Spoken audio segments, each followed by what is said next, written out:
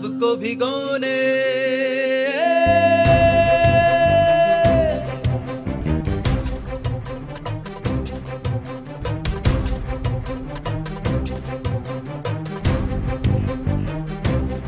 धर्म क्या है, तुम धर्म किसको मानते हो वो बताना। शास्त्र की बात मैं नहीं पूछता, शास्त्र आपने पढ़ लिया, तुमने आज तक जो धर्म समझा उसको जिए हो तुम, वो धर्म बताओ।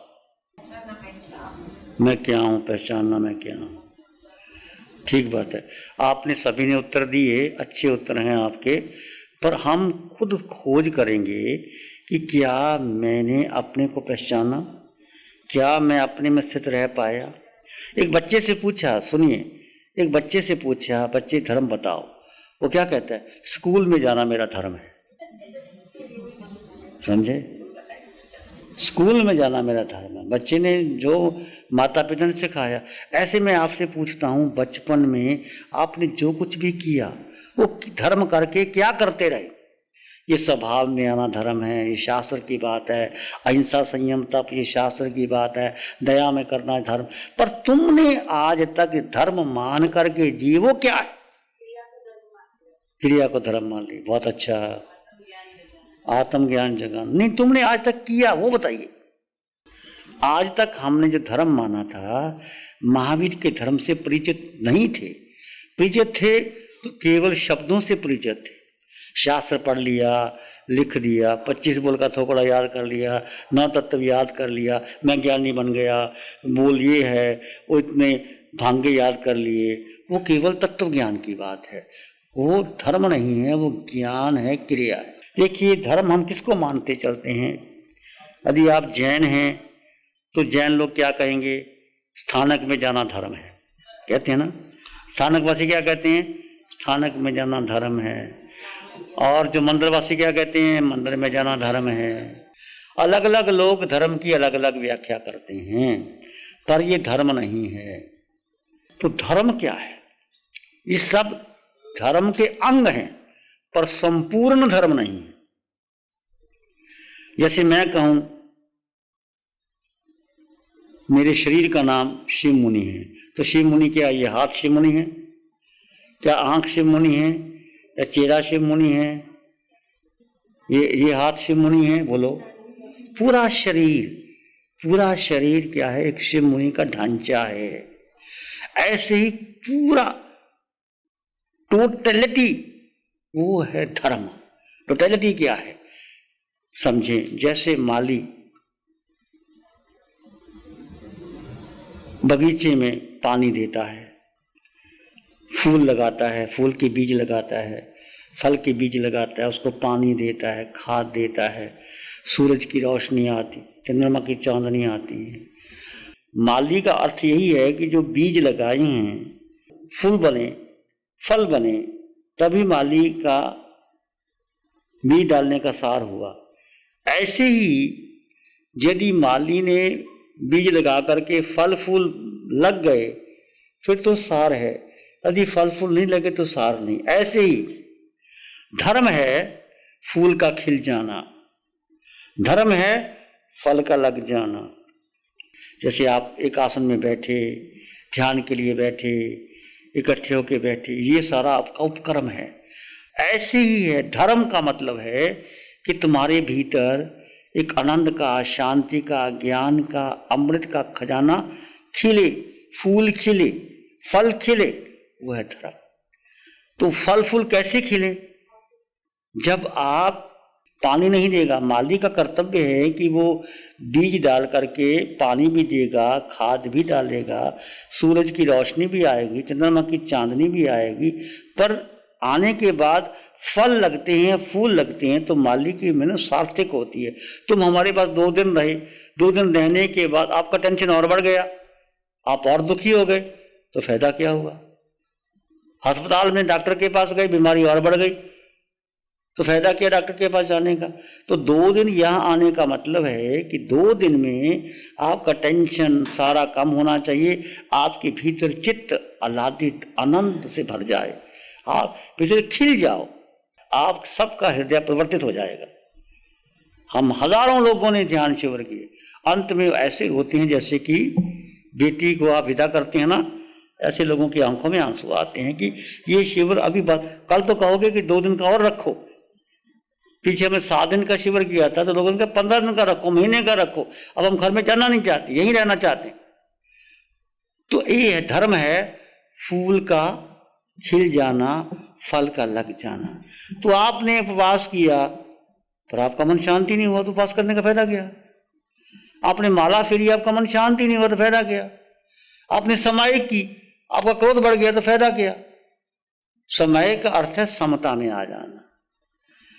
तो ये सब जो कुछ भी करा कर रहे हैं, माली ने पानी दिया, फूल, तो फल तो आने चाहिए भाई, फल ही नहीं आए, फूल ही नहीं खिले तो फायदा क्या हुआ? तो हमारे पास आप 2 दिन आए, 2 दिन आने से आपका हृदय परिवर्तित ही नहीं हुआ, आपके भीतर की शांति नहीं बढ़ी, आनंद ही नहीं आया। ठीक है, थोड़ा थोड़ा होगा, धीरे धीरे बढ़ेगा, पर आपको रियलाइज होगा। जैसे मिश्री का 1 दाना खाया तो मुंह मीठा हुआ, इसका मतलब है सारी मिश्री मीठी है, ठीक है ना। दूध का 1 चम्मच ही पिया तो लगा दूध गुणकारी है, फिर गिलास पियोगे। यदि आपको अभी 1 चम्मच ही दूध का पिलाएंगे या मिश्री के 2 दाने खिलाएंगे पर आपको लगा मिश्री मीठी है, फिर मिश्री खाना आओगे, फिर हमें कहना नहीं पड़ेगा, फिर तुम अपने आप ही आओगे। जाते ना बाजार में मिठाई लेने के लिए तो पहले क्या करते हो? तो चख लेते हो। माँ भोजन बनाती है तो क्या करती है? खीर बनाती है तो क्या करती है? पहले चख लेती है। क्यों चखती है? बराबर है, चावल बराबर है, चीनी बराबर है, पक गए हैं, ऐसे चखना, स्वाद। तो ये आपका 2 दिन का थोड़ा सा अनुभव है कि आपको शांति, आनंद, ज्ञान, जैसे मुनि जी कहते हैं आनंद भीतर है, सुख भीतर है। तो आपको पता लगना चाहिए कि भीतर है। कब पता लगेगा? जब आप शांत होके बैठोगे, जब विचार शांत होने लगेंगे तो सुख की झलक भीतर से आएगी। 1 घंटे के ध्यान में, 50 मिनट के ध्यान में, 10 मिनट, 15 मिनट आपको वो सुख, वो शांति, वो आनंद झलकेगा आपके भीतर से। तो किसी का आज लग रहा होगा, किसी का शाम को लगेगा, किसी का कल लगेगा, धीरे धीरे। तो धर्म क्या है? आनंद, शांति का खिल जाना, फूल का खिल जाना, वो धर्म है। तो जैसे आपने कहा वस्तु सावो धम्मो, वस्तु का स्वभाव। अब वस्तु का, आत्मा का स्वभाव आनंद में रहने का है। जब आप अपने आत्मा में आते हो तो आनंद अपने आप मिलेगा। पानी का स्वभाव शीतल है, उंगली डालोगे तो शीतल तो नजर आएगी। यदि पानी गर्म है तो विभाव में है, पानी स्वभाव में नहीं है। यदि आप क्रोध में है, मान में है, माया में है, लोभ में है, तो आप धर्म में नहीं हो, आप अज्ञान। तो धर्म क्या है? अपने स्वरूप में। आपका स्वरूप क्या है? शरीर का स्वरूप अलग, शरीर का स्वभाव अलग है, आत्मा का अलग है। आत्मा का स्वरूप है अनंत ज्ञान, अनंत दर्शन, अनंत सुख। वो शक्ति वो दबी पड़ी है भीतर, प्रकट नहीं हो रही। जब सूरज निकला है, बादल आ गए, तो सूर्य का क्या कसूर है? छोटा सा बादल पूरे ढक लेता है। ऐसे ही आपके भीतर सुख है पर वो कर्मों ने ढक रखा है। 8 कर्म हैं और 8 ही गुण हैं आत्मा के। जैसे अनंत ज्ञान में ज्ञानावर्णीय कर्म, अनंत दर्शन में दर्शनावर्णीय कर्म। तो 8 ही गुण हैं और 8 ही कर्म है। एक एक गुण के ऊपर कर्मों की चपेट लगी है। एक एक अपने आत्मा के ऊपर आत्म प्रति अनंत अनंत कर्म और रगनाएं लगी हैं। वो आपने ही पैदा की है, मैंने ही कर्म बांधे हैं और मैंने ही भुगतूंगा। तो ये सबसे कर्म नजरा का सर्वोत्तम साधना है कि जैसे आप अपने स्वभाव में रहोगे तो कर्म अपने आप छटते चले जाएंगे। ये कर्म नजरा की सबसे गहरी साधना का मूल मंत्र है। भगवान ने कहा धम्म मंगल मुकितम अहिंसा संयमो तवो देवा वित्तंग नमंग संति जसम्य से हमने। धर्म, धर्म किसमें? जो आत्म धर्म करता है वो देवता भी नमन करते हैं। भगवान महावीर को देव नमन करते हैं कि नहीं? में इंद्र भी झुकता है। 64 इंद्र भगवान के चरणों में आते हैं। जब समोसन लगता है तो भगवान कौन है? अरिहंत कौन है? सिद्ध कौन है? वो धर्म के दूत हैं। धर्म उनके जीवन में समाया हुआ है। लोहे से लोहे का बर्तन बनता है, सोने से सोने का बर्तन बनता है। ऐसा तो नहीं लोहा दे के सोने का बर्तन मिल जाएगा आपको। सोने का बर्तन सोना देना पड़ेगा, लोहे का बर्तन लोहा देना पड़ेगा। लोहे से लोहे का बर्तन बनता है, सोने से सोने का बर्तन बनता है। वैसे शुद्ध आत्मा के स्मरण से आत्मा परमात्मा बनता है। अब आत्मा का स्मरण करोगे तो परमात्मा बनोगे। मैं शरीर हूँ, मैं शरीर हूँ, मैं माँ हूँ, मैं पत्नी हूँ, मैं बेटा हूँ, तो क्या करोगे? संसार बढ़ेगा तुम्हारा। और हम वही बढ़ा रहे हैं, मेरा बेटा, मेरी पत्नी, मेरा घर, मेरी फैक्ट्री, मेरी टीवी, मेरी गाड़ी, मर्सिडीज गाड़ी, बढ़िया गाड़ी। और ये वही 4 बंदे गाड़ी में बैठते हैं। एक 50 लाख की गाड़ी है, 2 करोड़ की भी गाड़ी है, और 4 लाख की भी गाड़ी है। और पैदल चलो, एक साइकिल ले लो तो 400 रुपये में आ जाता है। हमें तो पैदल चलो तो कोई जरूरत ही नहीं किसी चीज की। तो ये सब क्या है? ये अमीरों के चोचले हैं। कोई लोग होटलों में खाना खाता है, वही खाना घर में माँ बनाती, और वही खाना होटलों में खाते हो, वही खाना है, वही चाय है जो ताजमहल में होकर पीते हो और यहाँ पीते हो। बात एक ही। जड़ माया का स्मरण करने से आत्म अज्ञान पर, जड़ माया, ये जड़ शरीर है। आज तक हमने किसको महत्व दिया? शरीर को। बेटे को क्यों महत्व देते हो? कि मेरा बेटा मेरे बुढ़ापे में आके सेवा करेगा, मेरा नाम रोशन करेगा। किसी बेटे ने रोशन किया तो तुम कैसे कर दोगे? आत्म रमन, आत्म चिंतन करो।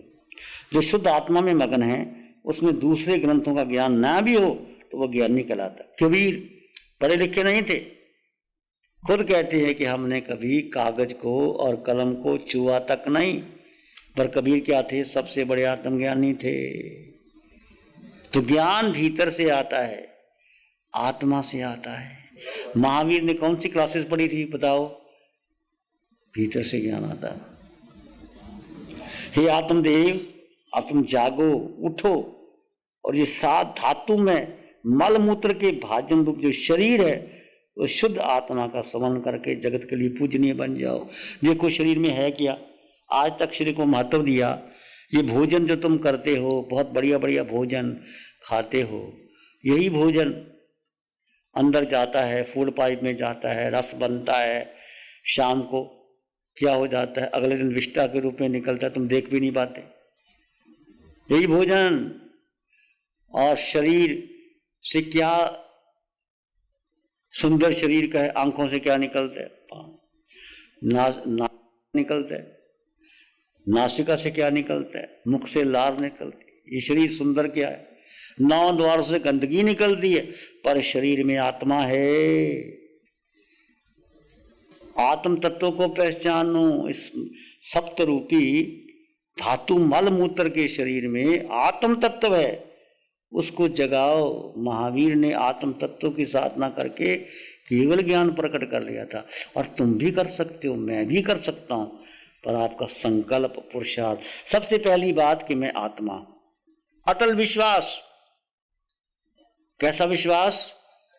चाहे गर्दन कट जाए, मैं आत्मा। भूलना मत, मैं आत्मा हूं।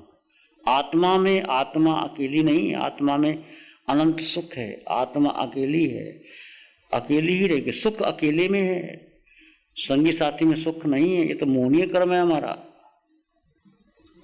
अनंत सुख समृद्धि आत्मा में है। प्यारी गुरुवाणी है, बड़ी ही सुहानी है। आंखें बंद कर लें। मन वचन काया शांत, शरीर शांत, विचार शांत, सृष्टि शांत, वातावरण शांत, हर दिशा, हर किनारा शांत शांत शांत।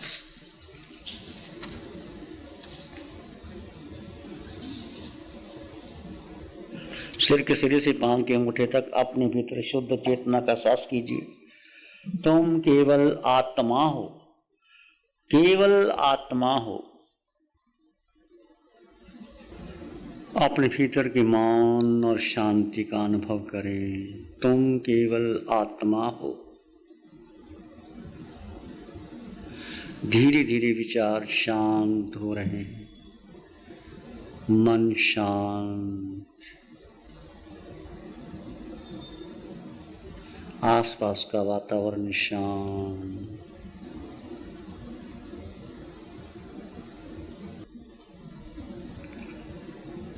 मैं आत्मा हूं, मैं ही सत्य हूं, शाश्वत सत्य हूँ, त्रिकाल सत्य हूँ, तीनों लोकों में मेरा अस्तित्व है।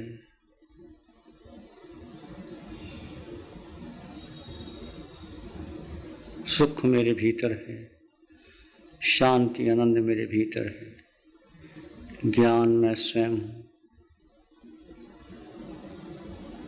इसी में एक लंबा गहरा श्वास लें, अरिहंत परमात्मा के चरणों में अनंत कृतज्ञता ज्ञापित करें।